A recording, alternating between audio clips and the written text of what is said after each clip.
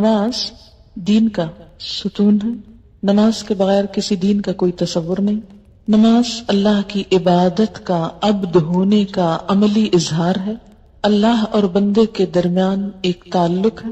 بندہ اللہ کے سامنے عہد کرتا ہے، راز و نیاز کرتا ہے، ذکر کرتا ہے اور کچھ جسمانی ایکشنز بھی کرتا ہے. اگر ان ایکشنز پر غور کیا جائے تو ان میں ایک ایکشن کھڑے ہونا ہے، جو اس بات کا سمبل ہے کہ کھڑے ہو کر بھی صرف نماز میں نہیں، زندگی کے ہر موڑ پر اللہ ہی کے لیے کھڑے ہونا ہے. ہمارے کھڑے ہونے کی حالت اللہ کی اطاعت کی حالت ہو. نماز میں انسان جھکتا ہے. جھکنا عاجزی کی علامت ہے اور اللہ کے سامنے جھکتا ہے، جو اس کو بتا رہا ہے کہ تمہارے اندر عاجزی کی صفت اللہ کو پسند ہے. 5 دفعہ دن میں کئی بار جھکایا جاتا ہے بندے کو، اور یہ جھکنا بندوں کے سامنے بھی ہے، بندوں کے لیے بھی ہے، لیکن اللہ کی خاطر. من تواضع للہ، اللہ کی خاطر بندوں کے ساتھ عاجزی، ان کے ساری اور نرمی کا معاملہ کرنا تکبر کی نفی ہے. جھکنا، بینڈ ہونا اکڑ اور تکبر کی نفی ہے. تکبر اللہ کو سب سے زیادہ ناپسند ہے. دن میں کئی بار جھک کر ہم اس بات کا اظہار کرتے ہیں کہ اللہ تیری خاطر کہیں بھی جھکنا پڑے ہم اس کے لیے تیار ہیں. نماز کی ایک حالت سجدے کی حالت ہے، زمین پہ سر رکھ دینا. اور یہ زندگی میں یا روزمرہ کے کاموں میں واحد موقع ہوتا ہے کہ جب انسان اپنی پیشانی زمین پر رکھ دیتا ہے، اپنی ناک زمین پر رگڑتا ہے، اور یہ اللہ کے سامنے کرتا ہے، جو انتہائی عاجزی کی علامت ہے، حد درجہ اطاعت کی علامت ہے کہ اللہ میں تیرا ہی بندہ ہوں، تیرا ہی مطیع فرما ہوں، تیری خاطر میں ناک رگڑ سکتا ہوں. اسے کہتے ہیں نا ناک کی لکیریں نکالنا، کہ مشکل سے مشکل کام تیری خاطر کر گزروں گا. اور میں نے اپنے جسم کا اعلیٰ ترین مقام ناصیہ، پیشانی، اور پیشانی کا بھی سر کا وہ حصہ جو سارے سوچ، خیالات اور افکار کا مالک ہے، جہاں سے ساری سوچ اٹھتی ہے، وہ حصہ زمین پر، کہ میری عقل تیرے تابع ہے. پھر نماز میں انسان بیٹھتا ہے، اور یہ بیٹھنا کس بات کی علامت ہے کہ اللہ میرا کھڑا ہونا اور میرا بیٹھنا، میری ہر حالت تیری اطاعت میں ہے. میں کھڑے ہو کر بھی تیرا ہی ذکر کرتا ہوں، تیرا ہی بندہ ہوں، اور میں بیٹھ کر بھی تیرا ہی بندہ ہوں. نماز میں عام حالات میں ایک پوزیشن نہیں ہے، اور وہ لیٹنے کی، اور لیٹنا آرام پسندی اور آرام طلبی کی علامت ہے. انسان سونے کے وقت لیٹتا ہے، اور جب سو جاتا ہے تو اس کے عقل، شعور اور باقی چیزیں کام کرنا چھوڑ دیتی ہیں. اس وقت انسان کی مکمل بے بسی کی علامت ہوتی. اس وقت انسان پھر نافرمانی کا کوئی کام کر نہیں سکتا، اس لیے نماز میں لٹایا نہیں گیا. باقی ہر حال میں جھکایا بھی گیا، ناک کی لکیریں نکلوائی گئی، پیشانی زمین پہ رکھی گئی، ہاتھ زمین پہ رکھوائے گئے، اور اس طرح رکھوائے گئے کہ کہا کتے کی طرح پھیلاؤ مت، ان کو اٹھا کے رکھو تاکہ پوری طرح سر جھک جائے. جب آپ ہاتھ پھیلا لیتے ہیں، کونیاں نیچے ٹکا لیتے ہیں، تو سر کے اندر یا پیشانی کے اندر وہ عاجزی نہیں آتی، وہ جھکاؤ نہیں آتا. پھر نماز کے اندر آپ سینے پہ ہاتھ باندھتے ہیں. سینے پہ ہاتھ باندھنا، دل پہ ہاتھ رکھنا، عاجزی، ادب کا مظاہرہ کرنا ہے، اور اس بات کا سمبل ہے کہ یا اللہ ہم ہاتھ باندھے پوری طرح تیری اطاعت کے لیے تیار ہیں. ہاتھ باندھ کے تیرے سامنے عہد کرتے ہیں، ایاک نعبد و ایاک نستعین. ہمارے دل کے خیالات اور خواہشات اور سب کچھ تیرے نام وقف ہے. پھر نماز میں ہم ہاتھ اٹھاتے ہیں سب سے پہلے اللہ اکبر کہہ کے، ہینڈز اپ، سر تسلیم خم، کچھ بھی نہیں، سب کچھ چھوڑ دیا. اس دنیا سے بھی اعلان برات، اور دنیا کے ہر کام سے، ہر ایک سے منہ موڑ کے اللہ کی طرف. اللہ اکبر. آپ خود سوچیں، اللہ اکبر کہتے ہوئے جب انسان اپنے ہاتھ اٹھاتا ہے تو یہ ہینڈز اپ ہونے کی علامت ہے کہ میں بے بس ہوں، تیرے سامنے کوئی بھی چیز، میرے ہاتھ خالی ہیں، خالی ہاتھ آیا ہوں، اور عاجز ہوں، اطاعت گزار ہوں، فرما بردار ہوں، جو کہے گا مانوں گا. اور آخری ایکشن نماز میں سلام ہوتا ہے. ابتدا ہوتی ہے اللہ اکبر سے اور انتہا ہوتی ہے سلام پر. سلام پر انسان کی گردن بھی موو کرتی، رائٹ اور لیفٹ، گویا تمام جسم اللہ کی اطاعت میں ایک دفعہ ہل چکا ہوتا ہے. اور جب انسان اپنی دائیں طرف سلام کرتا ہے تو پوری دنیا والوں کے لیے امن کا پیغام دیتا ہے، میسج دیتا ہے. بائیں طرف کرتا ہے تو پوری دنیا والوں کے لیے امن کا پیغام دیتا ہے، السلام علیکم، تم سب پر سلامتی ہو اور تم سب پر سلامتی ہو، میرے ہاتھ اور میرے زبان اور میرے اعمال سے تم سب محفوظ رہو. ایک نقطے پہ غور کیجئے، اللہ چاہتا تو یہ ایکشن کروائے بغیر یہ سب کچھ ہم سے کہلوا دیتا. لیکن آپ نے دیکھا ہوگا کہ بچوں کو بعض اوقات پوئمز پڑھوائی جاتی ہیں جو ویسے ہی رٹوا دی جاتی ہیں. اور بعض پوئمز ہوتی ہیں ایکشنز کے ساتھ. دونوں میں کیا فرق ہے؟ بہت بڑا فرق ہے. جب انسان جسمانی حرکات کے ساتھ کھڑے ہو کر، بیٹھ کر، سجدے میں جا کر، رکوع میں جھک کر، گردن موڑ کر، ہاتھ اٹھا کر اللہ کا نام لیتا ہے، تو گویا اپنے صرف زبان سے نہیں، صرف دماغ سے نہیں، صرف خیالات سے نہیں، اپنے جسم کے ساتھ، اپنے ایکشنز کے ساتھ یہ ثابت کر رہا ہے کہ وہ اللہ ہی کا بندہ ہے اور اللہ کی اطاعت میں ہر طرح سے سرگرم عمل رہے گا. پھر آپ دیکھیں کہ نماز میں چلنا نہیں ہوتا، چلنا منع ہے. نماز میں بولنا منع ہے. نماز میں کھانا پینا منع ہے. اس سے کیا پتہ چلتا ہے کہ یا اللہ تیری خاطر میں بھوک کی قربانی دے سکتا ہوں، تیرے لیے میں اپنی بھوک قربان کر سکتا ہوں. بولتا نہیں، بولنے کی خواہش بھی ایک بڑی شدید خواہش ہوتی، خصوصاً خواتین میں. چپ رہنا بہت مشکل ہوتا ہے، بولنا بہت پسندیدہ ہوتا ہے. تو نماز میں انسان بولنا منع ہے، بول نہیں سکتے. ایک لفظ بھی کہا نماز ختم، ایک دانہ بھی چبایا تو نماز ختم، ایک گھونٹ پانی بھی پیا تو نماز ختم. نہیں، کچھ بھی نہیں. کچھ چکھا بھی تو نماز ختم. پھر چلنا منع ہے. گویا خود اپنے آپ کو قید کرتے ہیں ایک جگہ پر، ایک جگہ پر روک لیتے ہیں کہ اللہ تیری نافرمانی میں کوئی قدم نہیں اٹھے گا. لا تقدموا بین یدی اللہ ورسولہ کی عملی تفسیر، اللہ اور اس کے رسول کے آگے پیش قدمی نہ کرو، آگے نہ بڑھو. میں اپنی چوائس کے ساتھ جس جگہ کھڑا ہوں اسی جگہ کھڑا ہوں، دنیا ادھر سے ادھر ہو جائے، میں مکمل استقامت کے ساتھ تیرے ہی آگے کھڑا ہوں. میں یہاں سے ہلوں گا نہیں، کیونکہ اللہ نے منع کر دیا یہاں سے نہیں ہلنا، یہیں کھڑے رہو، اسی جگہ رہو.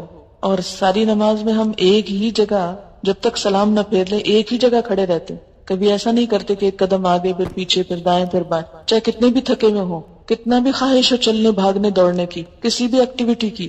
نہیں، تو چلنا پھرنا کیا ہے؟ بھاگ دوڑ زندگی کے تمام کاموں کا احاطہ کرتا ہے، سارے کاموں کا احاطہ. چلنا پھرنا سب کام چل پھر کے ہی ہوتے ہیں.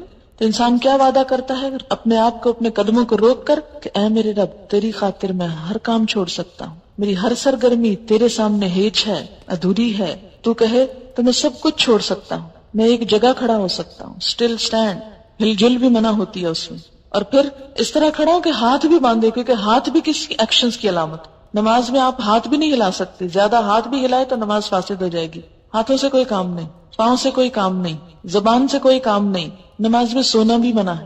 نماز میں کوئی بھی اور جذباتی تسکین جو عام حالات میں جائز ہے اس میں وہ بھی منع ہے. گویا انسان کی وہ تمام حیوانی خواہشات، خواہ کھانا پینا ہو، خواہ نیند جیسی شدید خواہش ہو، خواہ دنیا میں بھاگ دوڑ کی، خواہ اپنے ہاتھوں سے کوئی کام کرنے کی. کہتے ہیں نا بعد میں کہ ہاتھوں میں کھجلی ہوتی رہتی ہے، کچھ نہ کچھ کرتے رہتے ہیں، ہاتھ ان کے رکتے نہیں، چلتے رہتے ہیں ہر وقت. بعضوں کے پاؤں چلتے رہتے ہیں، نچلا بیٹھ ہی نہیں سکتے. لیکن نماز ایک ایسی کیفیت ہے جس میں باندھ کے سب کچھ رکھ دیا جاتا ہے، بغیر کسی رسی کے باندھا جاتا ہے نا. دنیا میں اگر آپ کسی بچے کو کہیں کہ 5 منٹ یہاں کھڑے رہو، ہلنا نہیں، یہاں سے کھڑا نہیں ہو سکتا. لیکن اللہ کے سامنے کتنی زبردست طریقے سے ہم اپنی قوتوں، کوششوں، خواہشات، عقل، ہر چیز کو کنٹرول رکھتے ہیں. مکمل ضبط نفس. روزے میں صرف کھانا نہیں ہوتا، لیکن نماز میں کھانا پینا بھی منع، سونا بھی منع. یعنی ساری عبادتوں کا خلاصہ ہو جاتا ہے اس میں، ساری عبادتیں اس میں جمع ہو جاتی ہیں. مال ہے تو اس کو چھوڑ دو، کھا پی رہے ہو اس کو چھوڑ دو، بول رہے اس کو چھوڑ دو. ہنسنا منع. رونے کی کسی حد تک اجازت ہے لیکن وہ اللہ کے خوف سے. یہ نہیں کہ دنیا بھر کے غم میں اس وقت رونا شروع کر دے، فلاں چلا گیا تو آج میں رونا بیٹھ جاؤں، اور نماز میں روئے جا رہے ہیں. اور باتوں کے لیے نہیں رونا، اللہ کے لیے رونا، آخرت کے خوف سے رونا. آپ دیکھیں کہ دن میں 5 دفعہ وہ سارے جذبات کنٹرول کر کے ایسا ضبط نفس کرایا جاتا ہے کہ 5 دفعہ کر کے اگر 6 دفعہ کسی وقت بغیر نماز کے یہ سب کچھ کنٹرول کرنا پڑے، ہاتھ یا پاؤں یا باقی چیزیں، تو بھی کر جاؤ. نفس کو اپنا غلام بنا لو، خود نفس کے غلام نہ بن جاؤ. نفس پر حکومت کرنا سیکھو، نہ کہ خود اس کے آگے ذلیل و خوار ہو. کائنات کی جتنی بھی چیزیں ہیں وہ کسی نہ کسی رنگ میں نماز کی پوزیشن میں ہیں. پہاڑ کھڑے ہیں، چوپائے رکوع کر رہے ہیں، جیسے بھینس وغیرہ، سب رکوع کی حالت میں ہیں. اور کچھ چیزیں سجدہ ریز ہیں. اللہ تعالیٰ نے سمبولیکلی سب کو سجدہ ریز بتایا. النجم والشجر یسجدان، ستارے ہوں یا پودے سب جھکے ہوئے ہیں. وَلِلَّهِ يَسْجُدُ مَن فِي السَّمَاوَاتِ وَالْأَرْضِ. اچھا یہ بھی ہو سکتا تھا کہ جیسے ہم دنیا کے ایکسرسائزز کرتے وقت کھڑے ہوتے ہیں، نیچے اٹھتے ہیں، دائیں ہوتے ہیں، بائیں ہوتے ہیں، پیچھے ہوتے ہیں، تو ہم کچھ بھی نہیں بولتے. تو اس ایکسرسائز میں بھی ہم کچھ نہ بولتے، لیکن اللہ نے ہمارا یہ وقت بھی ضائع نہیں کرایا، اس میں بھی ذکر کروایا. اور اس میں سے ایک ایک ذکر قابل غور ہے. اب میں اس ذکر پہ آتی ہوں جو کچھ ہم بولتے ہیں. نماز میں ہم سب سے پہلے نیت کرتے ہیں. نیت کے بغیر کوئی نماز نہیں ہوتی. نیت دل کا عمل ہوتا ہے، زبان کا عمل نہیں ہوتا. مثلاً آپ وضو کرنے کی نیت کر رہے ہیں، آپ واش روم میں بعض اوقات جاتے ہیں صرف ہاتھ منہ دھونے، مثلاً کہیں جا رہے ہیں آپ ہاتھ منہ دھوتے ہیں، اس میں کیا ہوتا ہے؟ کوئی بھی آپ نیت نہیں ہوتی، بس نیت یہ ہوتی کہیں جا رہا ہوں تو کسی کو منہ کیا دکھاؤں کہ ذرا منہ دھو لوں. لیکن نماز میں باقاعدہ منہ دھونے کی ایک فیلنگ ہوتی ہے کہ میں اللہ کے سامنے منہ دکھانے کے لیے دھو رہی ہوں، اللہ کے سامنے جانے کے لیے تیار ہو رہی ہوں. وضو ہوتا نہیں جب تک نیت نہ ہو، اور نیت ہوتی نہیں جب تک اندر سوچ مضبوط نہ ہو. اندر کی سوچ کا نام نیت ہے. اب آپ دیکھیں کہ جب وضو کرنے تو آپ یہ تو نہیں کہتے میں وضو کر رہی ہوں برائے نماز ظہر، اور داخل ہو رہی ہوں واش روم میں اور کھول رہی ہوں ٹونٹی اور نکال رہی ہوں پانی، کچھ بھی نہیں کہتے. جا کے سوچ کے ساتھ اللہ کے لیے وضو ہے، بسم اللہ پڑھ کے ہاتھ دھوتے ہیں اور کلی شروع کر دیتے ہیں اور وضو ہو جاتا ہے. نماز میں بھی اسی طرح یہ جو ہم نے پنجابی، اردو، انگریزی کی نیتیں خود بنائی ہوئی ہیں نا، خود ساختہ، ٹھیک ہے، اگر نبی صلی اللہ علیہ وسلم نے سکھائی ہوتی تو ایک ہی ہوتی. یہ چونکہ ہم نے بنائی ہوئی ہے اس لیے ہر زبان کی مختلف ہے، ہر لوگوں کی مختلف ہے، تو زبان سے نیت کا بولنا ضروری نہیں ہے بلکہ دل میں. اچھا آپ دیکھیں کہ جب ہم بعض اوقات زبان سے بول رہے ہوتے ہیں نا تو دماغ کو کام کرنے کی ضرورت نہیں پیش آتی، ہم رٹے ہوئے طوطے کی طرح بس بول کے ختم کر دیتے ہیں ایک بات. تو نماز میں نیت دماغ کی حضوری ہے، دل کی حضوری. کیا کرنے جا رہے ہو، کہاں کھڑے ہو، اس وقت کیا کر رہے ہو، یہ نہیں کہ آئے اور منہ سے بول دیا اور کوئی پتہ نہیں کیا کر رہے ہیں اور کیا نہیں کر رہے. نیت دماغ کو ایک جھٹکا، باقی خیال نکال کے اب یہ خیال ڈالو.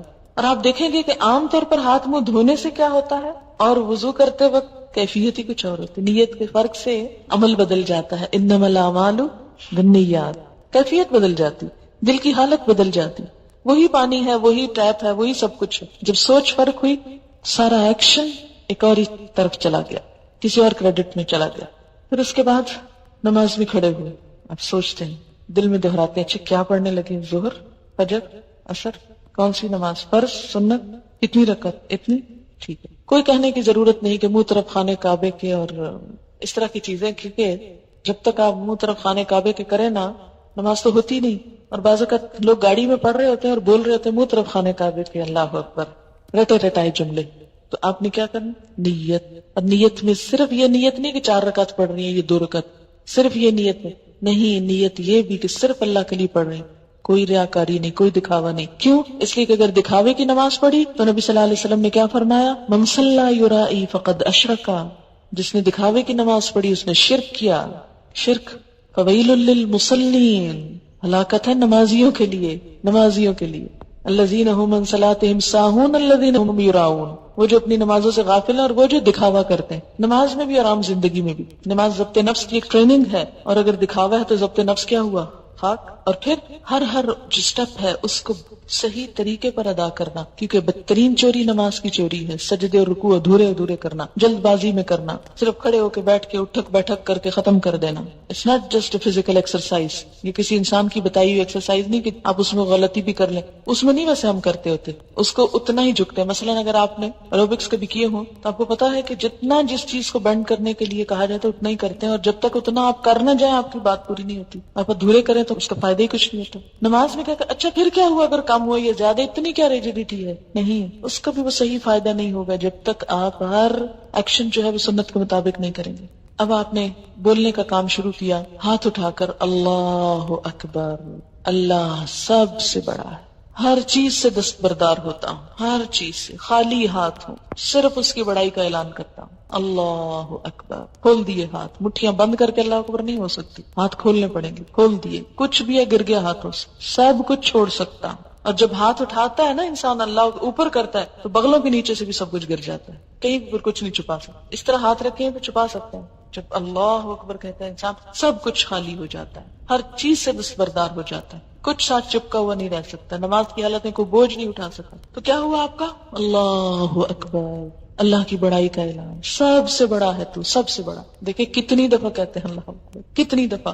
اور عملی زندگی میں واقعی اللہ بڑا ہے بڑا نہیں. وہاں تو کہیں نفس بڑا ہے، کہیں عقل بڑی ہے، کہیں مال بڑا ہے، کہیں اولاد بڑی ہے، کہیں دوست بڑے ہیں، کہیں رشتہ دار بڑے ہیں، کہیں رسم و رواج بڑے ہیں، ان کے پیچھے چلتے ہیں. اور اللہ بس صرف نماز میں بڑا ہے، اور وہ بھی کوئی خاص نہیں، صرف کہنے کی حد تک. کیسی نماز ہے ہماری، اور ہر سٹیپ پہ کہہ رہے ہیں اللہ اکبر، اللہ سب سے بڑا، سب سے بڑا، سب سے بڑا. اور اگر نماز درست ہو جائے سارا دین درست ہو جائے. نماز میں احساس اور شعور کام کرنے لگے، زندہ ہو جائے نمازیں ہماری، سوچی سمجھی ہو جائے، بہت کچھ فائدہ ہو جائے. اللہ اکبر. اور یہ کہہ کر انسان پھر ہاتھ باندھ لیتا ہے سینے پر اور دعا پڑھنے لگتا ہے. اس میں کئی ایک دعائیں سکھائی گئی ہیں، مثلا سبحانک اللہم وبحمدک وتبارک اسمک وتعالی جدک ولا الہ غیرک. پاک ہے تو اے اللہ اور آپ ہی کی حمد ہے، اور بابرکت ہے آپ کا نام، اور بلند ہے آپ کی شان، اور نہیں کوئی عبادت کے لائق آپ کے سوا. پاک ہے تو اے اللہ، پاکی بیان کرتا ہے انسان اللہ، آپ کی حمد، آپ کی تعریف، آپ کا نام بابرکت، آپ کی شان بلند. کتنی زیادہ تعریف کر رہا ہے انسان اللہ کی. واقعی عملی زندگی میں ایسا ہی ہے کہ مختلف چیزوں میں اپنی تعریف نہ چاہیں، اللہ کی تعریف چاہیں. ہم تو دین کا کام کر کے بھی اپنی تعریف چاہ رہے ہیں. دین کو بلند کرنے کا ہماری نیت کوئی نہیں ہوتی، یہ کم ہی ہوتی ہے، اپنے نام کی بلندی مقصود ہوتی ہے. یہ بدترین عمل. کوئی نیکی کا کام بھی کریں، دین کا کام بھی کریں تو کس لیے کریں کہ دین بلند ہو. اور جس شخص کی نیت میں یہ چیز آ جائے کہ دین بلند ہو، دین کا کلمہ بلند ہو، اللہ کی ذات بلند ہو، وہ لازماً جھک جائے گا، عاجزی آ جائے گی، اس پہ تکبر رخصت ہو جائے گا. ہر قربانی کر سکے گا انسان، ہر طرح سے پھر انسان اپنے آپ کو نقصان پہنچا لے گا لیکن دین کا نقصان نہیں پہنچنے دے گا. اپنی ذات پیچھے چلی جائے گی اور دین آگے آ جائے گا. وتعالی جدک، تیری شان بلند ہے، میری شان تو کچھ نہیں. میری شان کیا چیز ہے؟ لیکن آپ دیکھیں کہ باہر نکل کے جتنی لڑائیاں ہیں ہماری اپنی رشتہ داروں کے ساتھ، دوستوں کے ساتھ، معاشرے کے افراد کے ساتھ، وہ ساری شان کی خاطر ہے. ہمیں فلاں نے یہ کیوں کر دیا، اور کیوں ہمارے ساتھ ایسا کیوں ہوا، اور ہماری شان میں گستاخی کیوں کر دی، اور ایسا ہو گیا اور ویسا. جتنی تعلقات کی خرابی ہیں سب اس یہیں سے جڑ پھوٹتی ہے اس کی. تو جب انسان کہتا ہے تعالی جدک، شان تو تیری بلند ہے، بلندی تو تیری ہی ہے، ہم کیا چیز ہے. بندہ اور عاجز ہو جاتا ہے اور جھک جاتا ہے.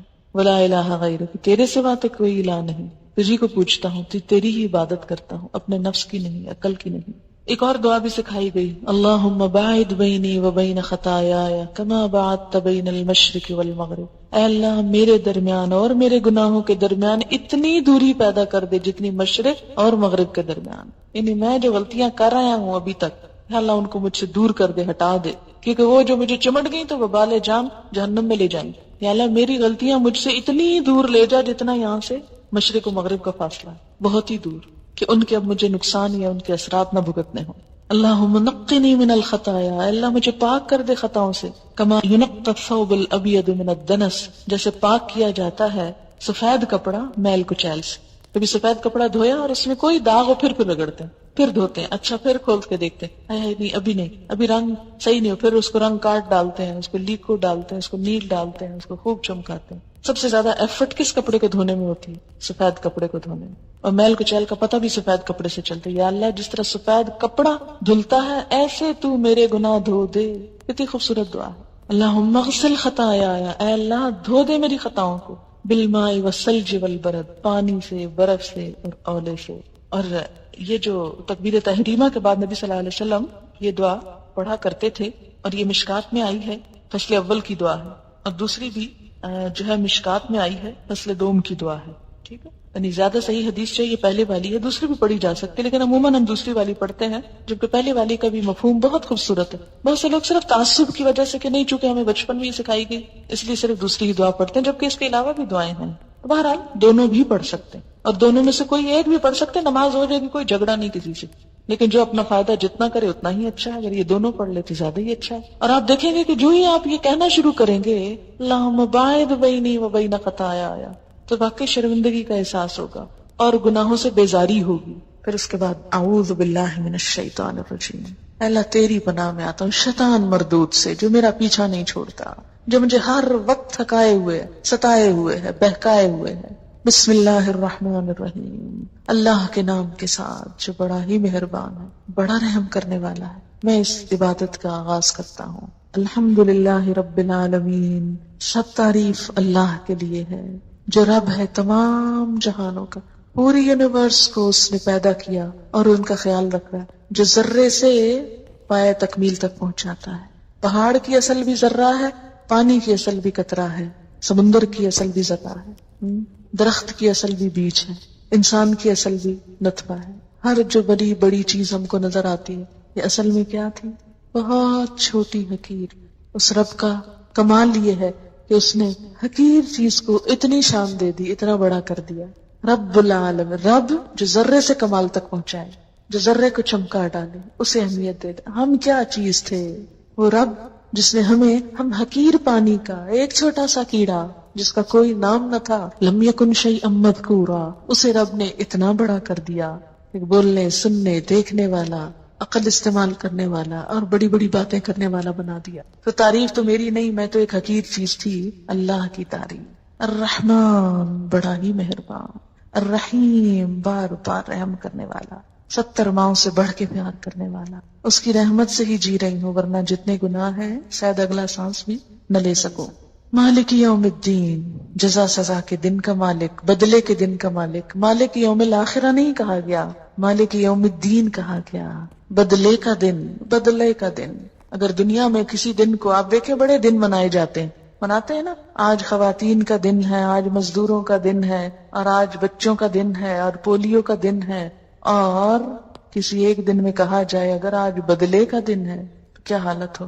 بدلے کا دن، قیامت کی سب سے بڑی مشکل ہی تو یہ ہے کہ وہ بدلے کا دن ہے۔ کون سا بدلہ؟ اچھا بدلہ بھی، جزا بھی اور سزا بھی، دونوں ہی چیزیں۔ من یعمل مثقال ذرۃ خیرا یرا ومن یعمل مثقال ذرۃ شرا یرا، نیکی کا ذرہ بھی جا دیکھے گا انسان، اور برائی کی حالت بھی جا دیکھے گا۔ لا تخفى منکم خافیہ، کوئی چھپی ہوئی چیز چھپی نہ رہ جائے گی۔ وبرزوا للہ الواحد القہار، سب نمایاں عیاں ہر چیز سامنے آ جائے گی۔ وَأُرِدُوا عَلَىٰ رَبِّكَ صَفًّا، صف در صف پیش کر دیے جائیں گے۔ وَوُضِعَ الْكِتَابُ، کتاب رکھ دی جائے گی، اور انسان کہے گا مَا لِهَٰذَا الْكِتَابِ لَا يُغَادِرُ صَغِيرَةً وَلَا كَبِيرَةً إِلَّا أَحْصَاهَا، کوئی چھوٹی بڑی چیز اس کتاب نے نہیں چھوڑی مگر جس کو گن گن کے نہ رکھا۔ گنی ہوئی چیزیں، ایک ایک نمبر گنا ہوا۔ اس انسان کے اتنے ہزار جھوٹ، اس انسان کی اتنی غیبتیں، اس انسان کی اتنی گالیاں، اس انسان کی اتنا احصا ہوتا ہے کسی چیز کو شمار کرنا، اسٹیٹسٹکس کے ساتھ کسی چیز کو پیش کرنا۔ اس انسان نے اتنے لاکھ دفعہ سبحان اللہ کہا تھا، اس نے اتنی نمازیں پڑھی تھی، اتنا قرآن پڑھا تھا، گنی ہوئی، حرف حرف گنا ہوا، کیونکہ ہر حرف پہ 10 نیکی ہے نا، اس لیے ہر حرف گن کے رکھا جائے گا وہاں۔ ایسے کمپیوٹرز ہیں کہ سوچ نہیں سکتا انسان، اس کی بنیاد پر پھر جزا دی جانے لگے، ذرہ ذرہ تول لیا جائے گا۔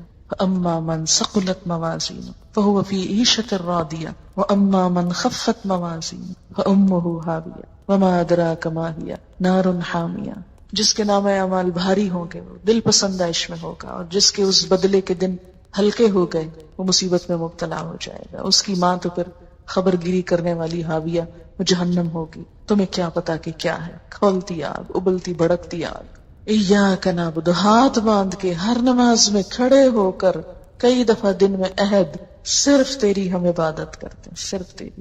وایاک نستعین، اور صرف تجھ سے ہم مدد چاہتے ہیں۔ اور عملی زندگی میں کیا کرتے ہیں؟ کبھی کسی پہ توقع، کبھی کسی پہ سہارا، کبھی کسی کا بھروسہ۔ جھوٹ کہتے ہیں جو نماز میں کہتے ہیں، اسی لیے تو نماز قائم نہیں ہو رہی۔ کسی بھی چیز کی بنیاد جب جھوٹ پر ہوتی ہے تو وہ قائم نہیں ہو سکتی، جھوٹ کے پاؤں نہیں ہوتے۔ تو جو شخص سچی نماز پڑھتا ہے پھر ہو نہیں سکتا کہ اس کی زندگی میں غیر اللہ شامل ہو جائے۔ ایاک نعبد، صرف تیری ہم عبادت کریں، وایاک نستعین، صرف تجھ سے مدد چاہتے ہیں۔ انسانوں سے کوئی مدد لینا، مثلا میں آپ سے کہوں کہ یہ پانی کا گلاس اٹھا کے نیچے رکھ دیں، یہ اس میں شامل نہیں ہوتا۔ کیوں؟ اس لیے کہ یہ اسباب کو اختیار کرنا اللہ تعالیٰ کی طرف سے اس کا حکم بھی ہے۔ اللہ نے قرآن پاک میں ایک بہت عادل بادشاہ ذوالقرنین کی صفت بیان کی کہ اس نے فَأَتْبَعَ سَبَبًا، بار بار آتا ہے کہ اس نے اسباب کی پیروی کے، اسباب استعمال کیے۔ اللہ کی پیدا کی نعمتوں کو استعمال کرنا، یا کسی انسان سے مدد لینا، یا ظاہر میں کسی چیز کا تبادلہ کرنا، یہ منع نہیں ہے، یہ اس میں نہیں آتا۔ لیکن یہ سوچنا کہ کوئی شخص غیبی قوت کے ساتھ مدد کر سکتا ہے، بغیر وسائل کے ہماری مدد کر سکتا ہے، اپنی کسی خاص قوت کی وجہ سے کوئی کام کروا سکتا ہے جو مادی چیزوں میں نہیں، روحانی چیزوں میں، تو یہ شرک میں آ جاتا ہے۔ صرف اللہ سے مدد چاہتے ہیں، بھروسہ اللہ کی ذات پر۔ اہدنا الصراط المستقیم، پھر دعا مانگتے ہیں اللہ سیدھا راستہ دکھا۔ صراط الذین انعمت علیہم، ان لوگوں کا راستہ جن پر تو نے انعام کیا۔ یعنی ہر شخص سمجھتا وہ سیدھے راستے پہ جا رہا ہے، جبکہ دیکھنا یہ ہوگا کہ سیدھے راستے پہ جانے والے صحابہ کرام جو تھے، انبیاء علیہم السلام جو تھے، انہوں نے کیا کام کیے۔ غیر المغضوب علیہم، ان کا نہیں جن پہ تیرا غضب ہوا، ولا الضالین، اور نہ ان کا راستہ چاہیے جو بھٹک گئے۔ ایسے لوگ، جیسی قومیں جن پر تیرا غضب ہوا، جیسے یہود نے کام کیے، بنی اسرائیل نے کام کیے، یا اللہ ہم وہ نہ کریں۔ اور نصارہ نے جو شرک کیا، اور جس طرح بگڑ گئے اور دین کی حدیں پھلانگ کے کہیں اور چلے گئے، اور جدید دور میں جیسے وہ سیکولرزم کی طرف مائل ہو گئے ان کی اکثریت، سب بھٹکنے کی علامتیں ہیں. یا اللہ تو ہمیں ان سب بھٹکنے والی چیزوں سے بچا لینا. دن میں 5 دفعہ اور پھر کہتے ہیں آمین، اے اللہ تو سن لے اور تو قبول کر لے. یہ ایک طرح سے دعا ہے. اب آپ دیکھیں کہ نماز میں ہم اللہ کو کیا دے رہے ہیں، خود ہی مانگے جا رہے ہیں. تھوڑی سی تعریف کرنے کے بعد مانگنے پہ آ جاتے ہیں، مانگنا شروع کر دیتے ہیں، پھر بھی احسان جتاتے ہیں کہ ہم نماز پڑھ رہے ہیں. نماز وہ تو اللہ ہمارے ساتھ بھلا کر رہا ہے. اللہ تعالیٰ نے ہمارے ساتھ بھلائی کی، ہم بھلا کیا کر رہے ہیں؟ کچھ بھی نہیں کر رہے. پھر اس کے بعد قرآن کا کچھ حصہ، فَاقْرَؤْا مَا تَيَسَّرَ مِنَ الْقُرْآنِ فَاقْرَؤْا مَا تَيَسَّرَ مِنْهُ وَرَتِّلِ الْقُرْآنَ تَرْتِيلًا. جیسے سورۃ مزمل میں آتا ہے یا ایھا المزمل قم اللیل الا قلیلا نصفہ وانقص منہ او زد علیہ ورتل القرآن ترتیلا. آہستہ آہستہ ترتیل کے ساتھ قرآن کو پڑھنا نماز میں. اس سے یہ پتا چلتا ہے کہ زندگی کے ہر روز میں نماز میں قرآن کا کچھ نہ کچھ حصہ ضرور پڑھا جاتا ہے. تو گویا انسان اور قرآن لازم و ملزوم. عموماً لوگ صرف قل هو اللہ پہ گزارا کرتے ہیں. کھانے میں تو ہم ایسا نہیں کرتے کہ صرف ایک چھوٹی سی چیز پہ گزارا کریں، ایک ہی کھانا روز کھاتے جائیں، ایک ہی لباس روز پہنتے جائیں. لیکن نماز میں ہم کیا کرتے ہیں کہ ہم ایک ہی قل هو اللہ پڑھے جاتے ہیں. تو نماز میں کوشش کریں کہ نبی صلی اللہ علیہ وسلم کے جو مسنون صورتیں تھی مختلف نمازوں میں پڑھا کرتے تھے وہ پڑھیں. اگر وہ یاد نہیں تو کم از کم اتنا تو قرآن پڑھیں کہ جس کو قرآن پڑھنا کہا جا سکے، نہ کہ صرف یہ کہ خانہ پوری. اور پھر جب آپ نماز میں قرآن پڑھیں گے اور سمجھ کر پڑھیں گے اور سمجھ کر سنیں گے، نماز کی حالت میں قرآن کا پڑھنا اور سننا ایک اور ہی لطف دیتا ہے، ایک اور ہی مزہ دیتا ہے، ایک اور ہی حیثیت رکھتا ہے. اور سب سے زیادہ ثواب بھی اس قرآن کے پڑھنے کا ہے جو نماز میں پڑھا جاتا ہے. اس لیے خوش قسمت ہیں وہ لوگ جنہیں حفظ و قرآن اور وہ نمازوں میں اس کو حاضر کریں، اور جن کو نہیں وہ اس کے لیے کچھ نہ کچھ کوشش کریں. اور آپ سب کے لیے میں یہ کہوں گی جو لوگ اب فارغ ہو کے جا رہے ہیں، ہمارے پچھلے سال کی ایک اسٹوڈنٹ تھی، ان کا جب کورس ختم ہو رہا تھا تو بہت اداس تھی، جیسے اکثر لوگ اداس ہوتے ہیں اس موقع پر. لیکن انہوں نے اپنی اداسی کو اور اس خلا کو کہ میں اب روز اتنا قرآن سنتی اور پڑھتی تھی، اب ایک دم میری زندگی میں خلا آ جائے گا، اتنا قرآن کے ساتھ تعلق، پھر کیا ہوگا؟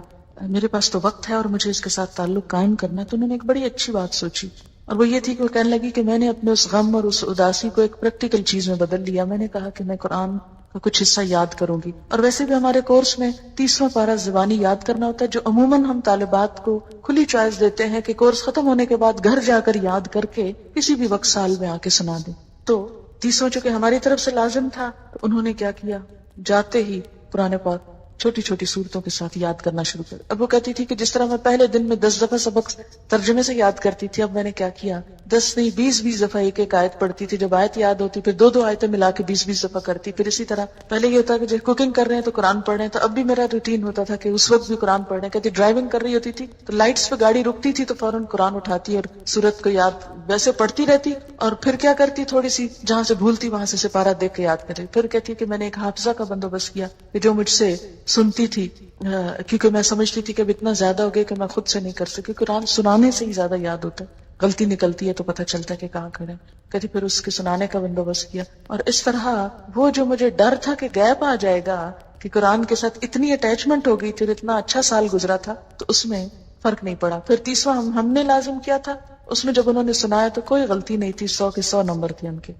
پھر اس کے بعد انہوں نے کیا کیا، خود اپنے اون پہ 29واں بھی، کیونکہ بچے ان کے بڑے ہیں، 2 ہیں، بڑے ہو چکے ہیں، کتنا گھر کا اتنا خاص کام نہیں. خود ڈینٹسٹ تھی، کام چھوڑ دیا فی الحال. اور اگر ڈینٹسٹ ہوں بھی اور پریکٹس کریں بھی تو آپ دیکھیں کہ آپ لوگوں کے دانت جوڑتے رہیں، توڑتے رہیں، نکالتے رہیں، ڈالتے رہیں اور ساتھ قرآن پڑھتے رہیں. میرے دانت میں ایک دفعہ تکلیف ہوگی تو میں ڈینٹسٹ کے پاس مجھے آدھا گھنٹہ بعض اوقات اس چیئر پہ بیٹھنا پڑتا تھا، اور وہ کسی نہ کسی نرس یا ادھر ادھر بات شات کرتے رہتے تھے. تو میں سوچتی کاش اس شخص کو قرآن آتا ہو یا اس کو قرآن کی سمجھ ہو یا کوئی اچھی باتیں، تو اس وقت یہ مریض کو اتنا لمبا لیکچر دے سکتا ہے کھڑے کھڑے باتوں میں. تو وہ بھٹی جھونکنے والے اور اس کی مثال پھر آ گئی نا. اچھے دوست اور اچھے ساتھی، جلیس کا لفظ کوئی بھی جو ساتھ بیٹھ جائے، صرف دوست نہیں، جو دلی دوست، کوئی بھی جو پاس بیٹھا ہو، اس کی مثال ہے وہ.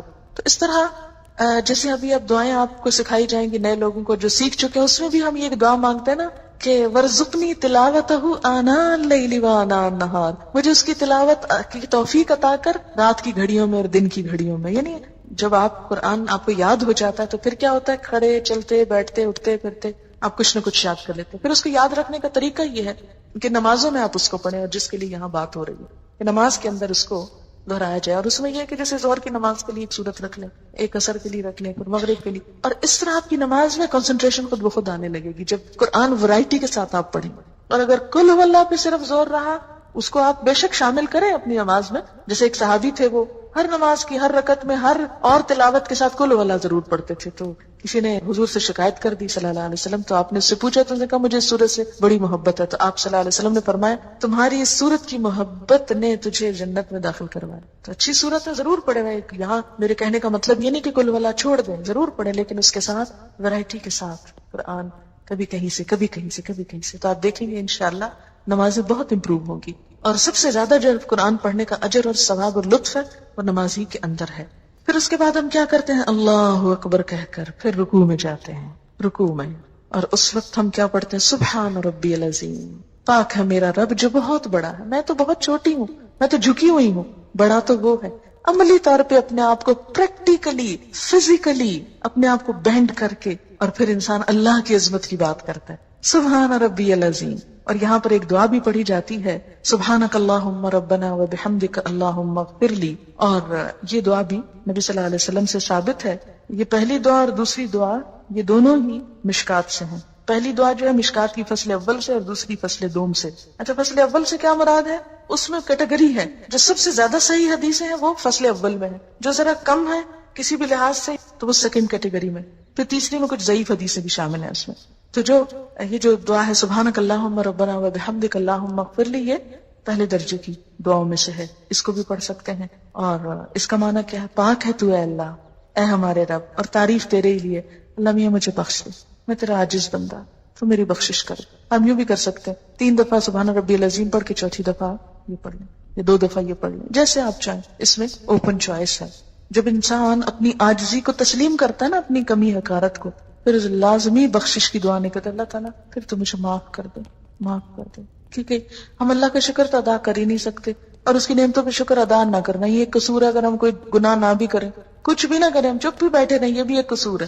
اللہ نے زبان دی سے اس کے ذکر میں کیوں نہیں استعمال کیا. بہرحال پھر اس کے بعد ہم رکوع سے اٹھ جاتے ہیں, اور اس وقت پھر اٹھتے اٹھتے اللہ کی تعریف کرتے ہیں. سمع اللہ لمن حمدہ ربنا ولک الحمد حمدا کثیرا طیبا مبارکا فیہ. سن لیا اللہ نے جس نے اس کی تعریف کی, جس نے اللہ کی تعریف کی, اللہ نے اس کی بات سن لی.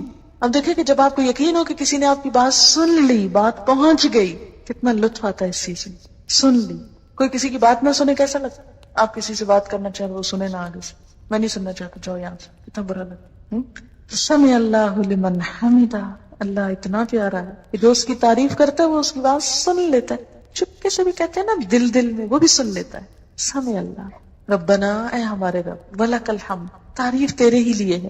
پھر تعریف, اور کیسی تعریف, حمدن کثیرن, بہت زیادہ تعریف, طیبن, پاکیزہ تعریف, اچھی تعریف, مبارکن فی, بابرکت. یہ جو دعا پڑھی ہے میں نے آخر میں, یہ بھی فصل اول کی دعا میں سے مشکات کی. یہ جو دعا حدیث میں آتا ہے کہ نبی صلی اللہ علیہ وسلم نماز پڑھا رہے تھے کہ سلام پھیرنے کے بعد آپ نے پوچھا کس نے یہ دعا پڑھی ہے. کسی شخص نے پیچھے سے محبت میں آ کے یہ پڑھی تھی. آپ نے فرمایا میں نے 30 سے زیادہ فرشتوں کو اس دعا کی طرف لپکتے دیکھا کہ وہ اسے اٹھانا چاہتے تھے. اتنی بڑی نیکی تھی کہ ایک سے ایک آگے بڑھ کے اس کو اٹھانا چاہ رہا ہے. یہ نیک عمل ہم لے کے جائیں گے اللہ تعالیٰ کے پاس. بالکل ایسے ہی جیسے کسی کو پھول پیش کرنے تو ہر ایک کی خواہش ہوتی ہے میں پھول پیش کروں. کیوں؟ کیونکہ پھول پیش کرنے میں بھی کیا ہوتا ہے, ایک آنر ہے نا. تو فرشتوں کو بھی نیک بندوں کی نیکی اٹھا کے لے جانے اور پیش کرنے میں ایک آنر ہوتا ہے ان کے لیے. تو میں پیش کروں گا, ہم اس کو لے کے جائیں گے, اس نیک عمل یہ ہمیں دے دے. اچھی چیز ہر کوئی لینے اور اٹھانے کو تیار ہوتا ہے نا. اتنی خوبصورت دعا, حمدن کثیرن طیبا مبارکن فی, بہت تعریف, بہت زیادہ تعریف. جب انسان کسی سے بہت محبت کرتا ہے نا تو کہتا ہے بہت بہت اچھی چیز, بہت زیادہ اللہ میں کی تعریف, حمدن کثیرن, بہت اچھی والی تعریف, طیبن مبارکن, بہت برکت والی, بہت برکتیں ہوئے اس میں, مبارکن فی. یہی برکت کیا ہوتا ہے, نشو نما, بڑھوتری, اتنی تعریف کہ جو بڑھتی چلی جائے, زیادہ سے زیادہ ہوتی چلی جائے, کہیں رکے ہی نہ, ختم ہی نہ ہو. حد کر دیتا ہے انسان تعریف میں, اور یہ وہی کر سکتا ہے جو اللہ سے واقعی محبت رکھتا ہو. پھر انسان سجدے میں آتا ہے, سر زمین پہ رکھ دیتا ہے. عام حالات میں آپ دیکھیں اگر نماز کے علاوہ کوئی کسی کو کہے اچھا ذرا زمین پہ سر رکھو, کتنا مشکل کام ہے نا.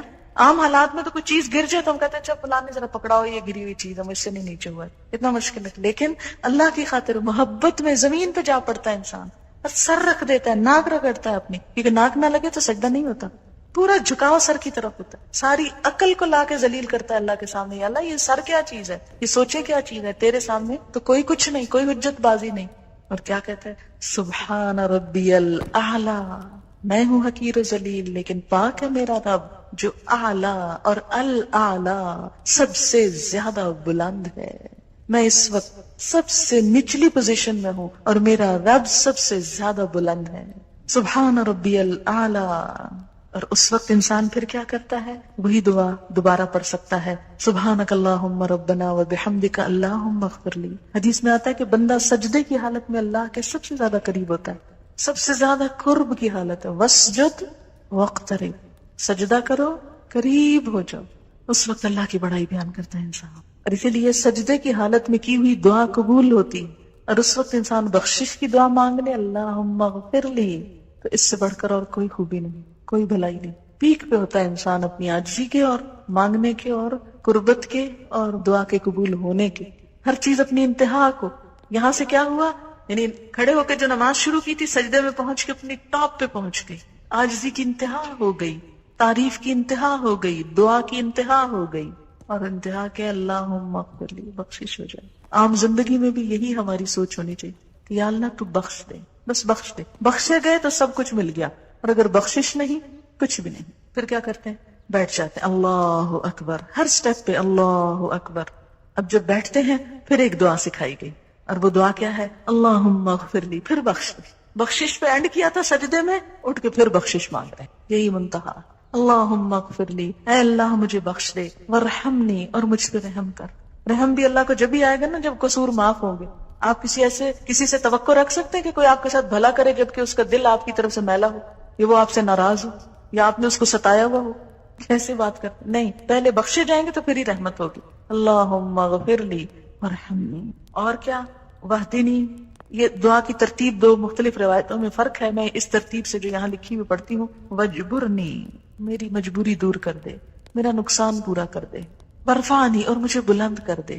میں ہوں حقیر، بلند تو ہی ہے، تو مجھے بھی اپنے نام کے ساتھ بلند کر دے. واہدنی، اور مجھے ہدایت دے، راہ دکھا.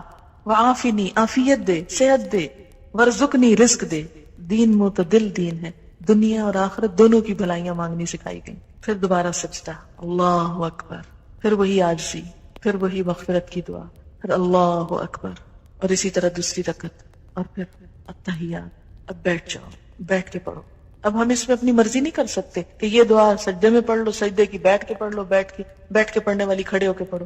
کھڑے ہو کے کیا پڑھوایا، سورۃ الفاتحہ. بیٹھ کے کیا پڑھوایا، التحیات اور درود شریف. التحیات للہ، سب اچھے کلمات، سب تحفے، سب درود اور وظیفے، سب کچھ للہ، اللہ کے لیے. میرے سارے اذکار، میری سارے دعائیں، میرے سارے اچھے جذبات، میرا سب کچھ میرے رب کے لیے، للہ.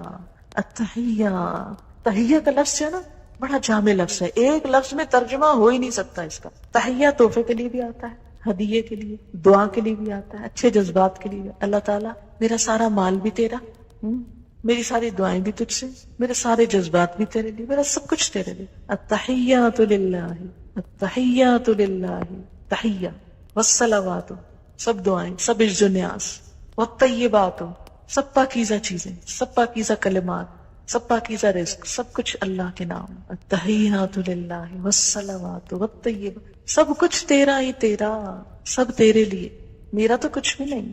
اور بیٹھنے کا انداز آپ دیکھیں کتنا عاجزی کا ہوتا ہے، گھٹنے ٹیک کے بیٹھنا، گھٹنے ٹیک کے. یہ نہیں کہا کہ ٹانگیں پھیلا کے بیٹھ جاؤ بے شک، یا پلتھی مار کے بیٹھ جاؤ دو زانوں، نہیں، پاؤں پیچھے کر کے، گھٹنے ٹیک کے، عاجزی. گھٹنے ٹیک دینا محاورہ ہے نا، عاجزی کی علامت. بیٹھنے کا ادب سکھایا گیا، طریقہ، سلیقہ.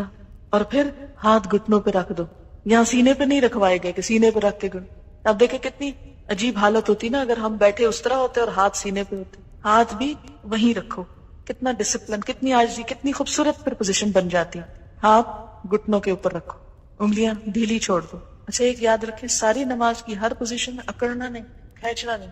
خشوع، آواز میں بھی خشاعت الاصوات، پوزیشن میں بھی ڈھیلا پن، عاجزی، نرمی، انکساری. کیوں؟ اس لیے کہ قد افلح المؤمنون الذین هم فی صلاتهم خاشعون. اور خشوع کا سب سے پہلا ذریعہ جسم کا ڈھیلا پڑ جانا.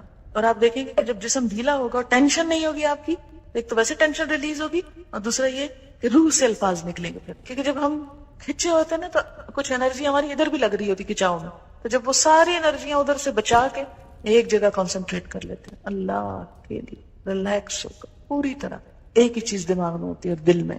التحیات للہ والصلوات والطیبات، کتنی خوبصورت. تحیات للہ، سارے تحفے اللہ کے لیے. آپ دیکھیں تحفہ کس کو دیتے ہیں؟ آپ کبھی سوچا آپ کس کو دیتے ہیں؟ جس سے محبت ہوتی، اور محبت کے اظہار کے لیے ہوتا ہے، اس لیے نہیں ہوتا کہ کوئی ضرورت مند ہوتا ہے. اچھا جب اللہ کے لیے ہم کہتے ہیں سارے تحفے تیرے لیے، التحیات للہ. اچھا پھر تحفہ کس چیز کا ہوتا ہے؟ جو چیز انسان کو بہت اچھی لگتی ہے یہ دینی چاہیے. آپ یہ تو نہیں کرتے کہ جو ردی مال اٹھا کر یہ تحفہ میں دے دیتے ہیں کسی، وہ تو پھر دھوکہ ہے. اپنی اچھی سے اچھی چیز، خوبصورت سے خوبصورت. اسی لیے پیکنگ کتنی خوبصورت، بازو کا اندر کچھ نہیں ہوتا، پیکنگ بڑی اچھی کرتے ہیں اس لیے تاکہ دیکھنے والا پیکنگ دیکھ کے خوش ہو جائے. اصل مقصود خوش کرنا ہوتا ہے نا کسی کو. تو یہاں بیٹھ کے ہم زبان کے ساتھ اظہار کرتے کہ یا اللہ میرا سب کچھ تیرے لیے، تجھے خوش کرتا ہوں. تحیات للہ، تحیات للہ. لیکن عملی زندگی میں کچھ بھی نہیں کرتے ہم، اس لیے کہ کبھی بیٹھ کے گھٹنے ٹیک کے ہاتھ رکھ کے سوچا ہی نہیں کیا کہہ رہے ہیں ہم.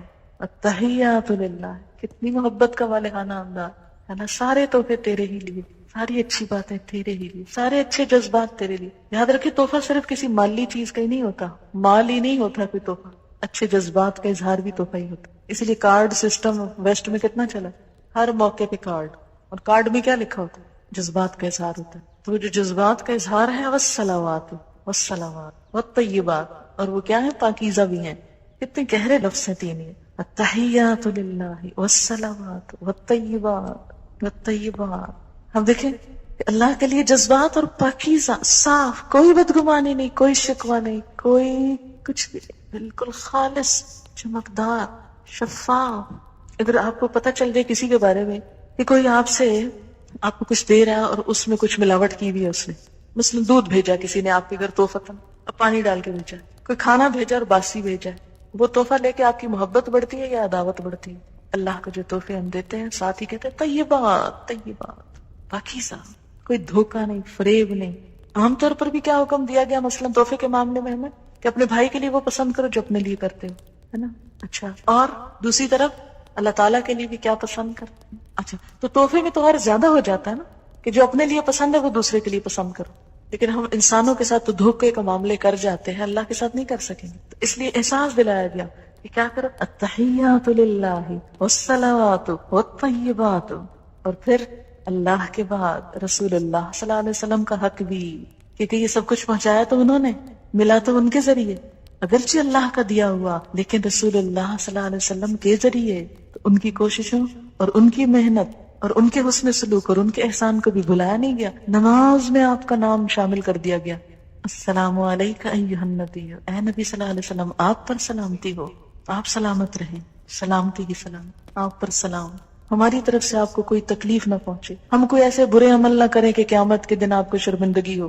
یہ صرف سلام ایسے ہی نہیں کہ ہم جھوم جھوم کے ہم بڑے بڑے دعوے کریں. سلام کیا ہوتا ہے؟ ہماری طرف سے آپ سلامت رہیں، ہماری طرف سے آپ کو دکھ نہ پہنچے، اور آپ کے دین کا جو حال حشر ہم کر رہے ہیں واقعی سلامتی کی بات کر رہے ہیں.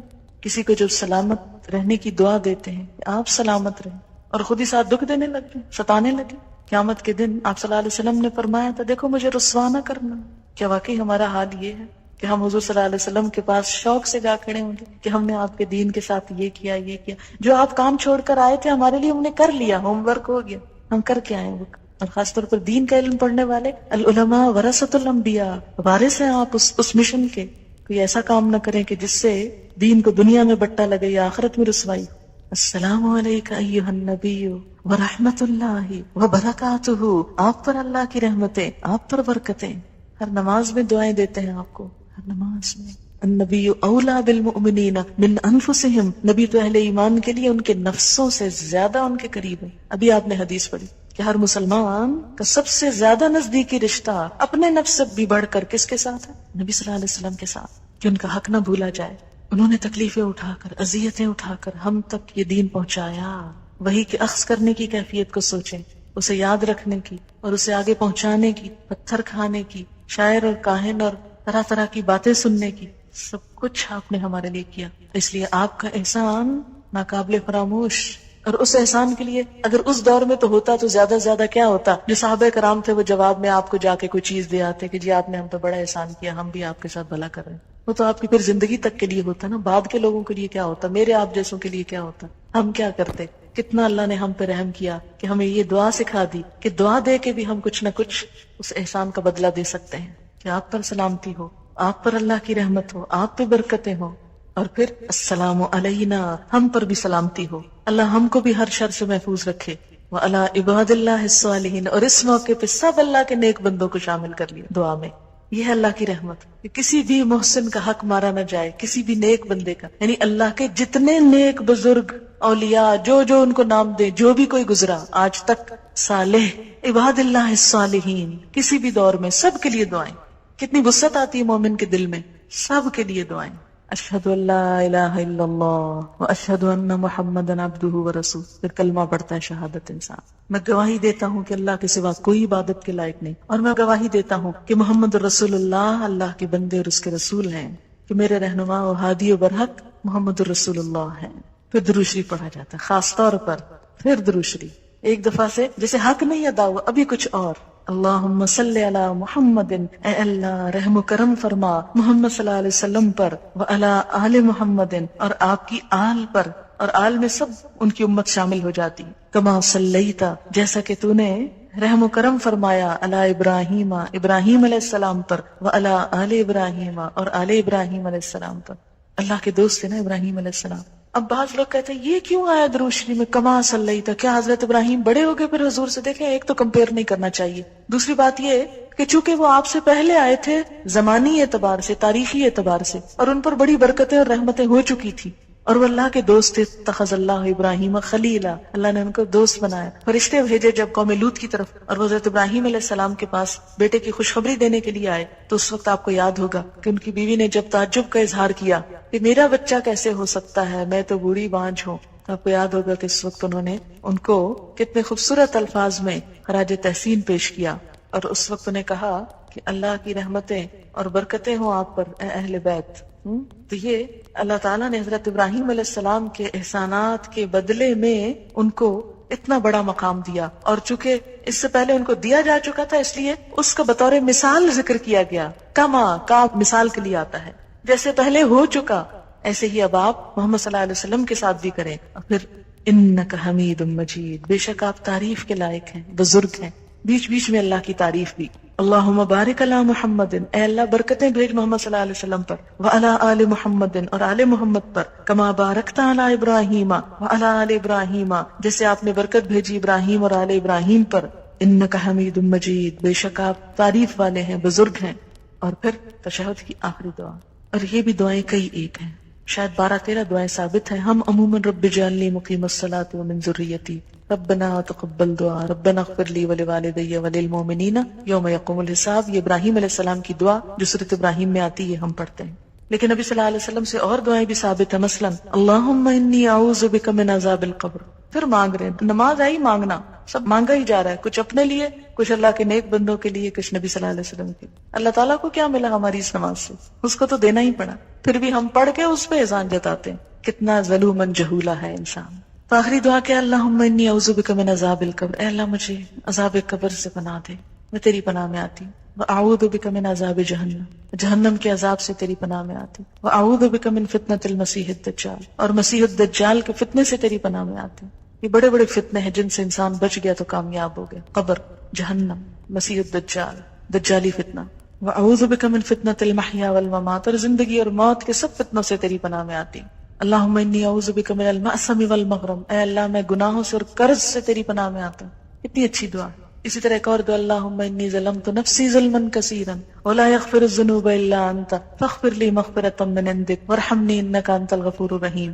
الہی میں نے ظلم کیا اپنی جان پر, ظلم بہت زیادہ, اور نہیں کو بخش سکتا گناہوں کو سوائے آپ کے, تو مجھے خاص بخشش سے نواز. فاغفر لی مغفرۃ من عندک وارحمنی, اور مجھ پہ رحم کر دے. انک انت الغفور الرحیم, بے شک تو غفور الرحیم ہے. اس کے بعد انسان کیا کرتا ہے, بخشش کروا کے سلام پھیرتا, السلام علیکم ورحمۃ اللہ, السلام علیکم ورحمۃ اللہ. پوری دنیا کو سلامتی کا پیغام سناتا ہے کہ میں مسلمان ہوں, اسلام پیس ہے, اور میری زبان اور ہاتھ سے سب محفوظ رہیں گے. جو ہی نماز پڑھ چکتا ہے انسان تو پھر اس وقت مسنون دعاؤں میں کیا آتا ہے کہ سب سے پہلے بلند آواز سے آپ صلی اللہ علیہ وسلم پڑھا کرتے تھے اللہ اکبر. ابتدا بھی اللہ اکبر سے، انتہا ہو چکی تو بھی اللہ اکبر، اور 3 دفعہ کہتے تھے استغفر اللہ استغفر اللہ استغفر. یہ پوری نماز کی 2 ہی بڑی باتیں ہیں، اللہ کی بڑائی اور اپنے گناہوں کی بخشش. اللہم انت السلام ومنک السلام تبارکت یا ذا الجلال والاکرام. اے اللہ آپ سلامتی والے اور آپ ہی کی طرف سے سلامتی ہوتی، آپ بابرکت ہیں اے بزرگی اور عزت والے رب. کیوں؟ اس لیے کہ اگر نماز کے بعد فوراً جائے نماز لپیٹ کے اٹھ جائیں تو آپ کو یوں لگے گا جیسے کچھ پورا نہیں ہوا، رہ گیا. اس لیے وہ کیونکہ پورے پیک پہ انسان پہنچ چکا ہوتا نا، تو ایک دم اس سے باہر آ کر دنیا میں رل مل جانا اتنا ممکن نہیں ہوتا. تو اس کیفیت کو آہستہ آہستہ آہستہ آہستہ نارمل کیا گیا ہے. نماز شروع ہوتی وضو کے ساتھ، تیاری، پریپریشن کہ اللہ کے پاس جا رہے، ملاقات، اور اس بات کا احساس کہ اللہ کے پاس ایک دن قیامت کے دن اسی طرح آ کے ملنا ہے. 5 دفعہ تجربہ کروایا جاتا ہے دن میں اللہ کے سامنے کھڑے ہونے کا اور سب کچھ چھڑوا دینے کا. حشر کے میدان میں بھی سب کچھ چھوٹ جائے گا اور ایک اللہ کے سامنے جا کے کھڑا ہونا. اور وہ کیفیت کیا ہوگی؟ صرف ایک دفعہ اگر کبھی سوچ لینا نماز میں سب مستی اور کسبل نکل جائے اور پوری خشوع آ جائے نماز کے اندر کہ قیامت کے دن بھی ایسے ہی اللہ کے سامنے کھڑا ہونا. آج بھی کھڑا ہوں، کیسے کھڑا ہوں؟ اللہ کے سامنے کھڑا ہوں. یہ اللہ کے سامنے کھڑے ہونا ہے. اور پھر جس وضو کے ساتھ تیاری کر کے نماز میں گئے، پھر نماز پڑھ کر بھی جس طرح قرآن میں آتا ہے فسبح وادبار السجود، سجدوں کے بعد بھی رب کی تسبیح کرو. لہٰذا کیا پڑھتے؟ 33 دفعہ سبحان اللہ، 33 دفعہ الحمدللہ، 34 مرتبہ اللہ اکبر. اور اس کا اتنا اجر اور ثواب ہے کہ اگر آپ وقت دیکھیں تو 1.5 منٹ ہے صرف، لیکن اگر آپ اجر دیکھیں تو بے حد و حساب. اتنا اجر ہے کہ ایک دفعہ نبی صلی اللہ علیہ وسلم کے پاس کچھ لوگ آئے، وہ پوچھنے لگے اللہ کے رسول صلی اللہ علیہ وسلم، ہمارے کچھ دوست ہیں جو بڑے امیر ہیں، وہ صدقہ کرتے ہیں ثواب پا لیتے ہیں، ہمارے پاس ہم غریب لوگ ہیں، ہمیں بھی کچھ بتائیں کہ ہم ان کا ثواب پا لیں. تو آپ نے فرمایا کہ تم ہر نماز کے بعد 33 دفعہ سبحان اللہ الحمدللہ اللہ اکبر پڑھو تو تم کیا کرو گے؟ ان کے برابر ہو جاؤ گے. بڑے بڑے صدقہ، جہاد اور کیا کچھ کرنے والوں ان کو بھی پتہ چل گیا. پھر وہ آگے یا رسول اللہ صلی اللہ علیہ وسلم، وہ بھی یہ کرنے لگے، پھر وہ آگے نکل گئے. تو آپ نے فرمایا یہ اللہ کا فضل ہے، جیسے چاہے دے. 1.5 منٹ کے اندر آپ اتنا بڑا اجر کماتے، گویا آپ نے ڈھیروں مال صدقہ کر دیا جو ویسے ممکن نہیں. تو اس لیے پابندی کے ساتھ کوشش کریں اس کو پڑھنے کی. اور گھڑی دیکھ لیں، آپ کا کوئی بڑا وقت نہیں لگے گا. انسان یہ صرف شیطان کا بھلاوا ہوتا ہے کہ انسان یہ نیکی نہ کرے اور اتنا بڑا اجر نہ کمائے. شیطان کا بھلاوا ہوتا ہے. لہٰذا وہ کہتے ہیں وہ دیکھو وہ کام، وہ دیکھو وہ کام، وہ بھی ہے وہ بھی ہے، وہ چھوڑو پھر کر لینا، چلتے پھرتے کر لو، اٹھو اٹھو یہاں سے. کیونکہ نماز کے بعد اللہ کی رحمت متوجہ ہوتی ہے، دعا مانگنے کا وقت ہوتا ہے. کچھ اور جو ہم عربی میں نماز کے اندر نہیں مانگ سکے اب باہر مانگ رہے ہیں، لیکن شیطان کہتا ہے کسی طرح نہ ہی مانگے تو اچھا، محروم ہی اٹھ جائے. اس لیے آپ دیکھیں گے کہ وہ وقت بڑا تلخ اور سخت ہوتا ہے اور اکثر لوگ برگلا لیے جاتے ہیں. اسی لیے فرض نماز کے بعد جو آیت الکرسی ہے اس کا بھی بڑا اجر ہے کہ جو پڑھے گا وہ اس کے بعد فوت ہو جائے سیدھا جنت میں. لیکن آپ نے فرمایا یہ صرف انبیاء، صدیقوں اور شہیدوں کو یہ صفت ملتی ہے، ہر کوئی نہیں اس کی پابندی کر سکتا. کیوں؟ کیونکہ ہر بات جو نماز میں یاد آنی ہوتی. پھر ہوتا ہے اب نماز پڑھ لی، جلدی جلدی وہ بلا کے آرڈر کر دیں سب کو جو کچھ کہنا ہے، پھر بولنا شروع کر دیتے. لہٰذا تھوڑا سا اور صبر. وہاں تو فرض تھا چپ رہنا، اب کیا ہے نفل ہے چپ رہنا.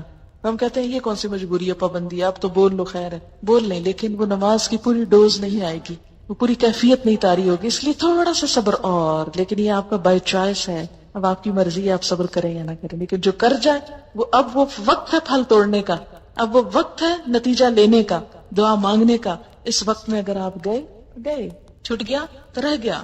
پھر اس کے بعد یعنی آیت الکرسی پڑھ لیا آپ نے 33 دفعہ، یہ سبحان اللہ الحمدللہ کہہ دیا. پھر مسنون ذکر ہیں کچھ جو نبی صلی اللہ علیہ وسلم سے ثابت ہے نماز کے بعد کرنے کو، اور وہ ہے رب اعنی علی ذکرک و شکرک و حسن عبادتک. اے اللہ مجھے مدد دے کہ میں آپ کو یاد کر سکوں، آپ کا شکر ادا کر سکوں، آپ کی خوبصورت عبادت کر سکوں. نماز پڑھ چکا ہے، پھر دعا اللہ توفیق دینا پھر بھی لوٹ کے آؤں. ایسا نہ ہوگا کہ لیے نماز میں سو جاؤں یا بھول جاؤں، یہ دل ہی نہ چاہے.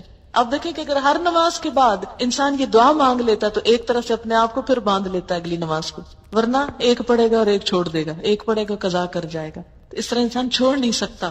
اسی لیے کتنی باحکمت دعا اس موقع پہ سکھائی گئی، رب اعنی، اے اللہ تو نے میری مدد کرنی ہے، اللہ ذکر کر کے پھر تیرا ذکر کرو، شکر کر تیرا شکر گزار بندہ بن کے رہو، وہ حسن عبادت، اس سے بھی اچھی عبادت. کیونکہ اس وقت انسان کو فیل ہوتا ہے اچھا میں نے اتنی اچھی نہیں نماز پڑھی، کو بہت سیٹسفیکشن نہیں ہوتی. پھر انسان کو کہا سیٹسفائی ہو جاؤ، مانگو اللہ سے اللہ اور اچھی عبادت کی توفیق. پھر لا الہ الا اللہ وحدہ لا شریک لہ لہ الملک ولہ الحمد وہو علی کل شیء قدیر.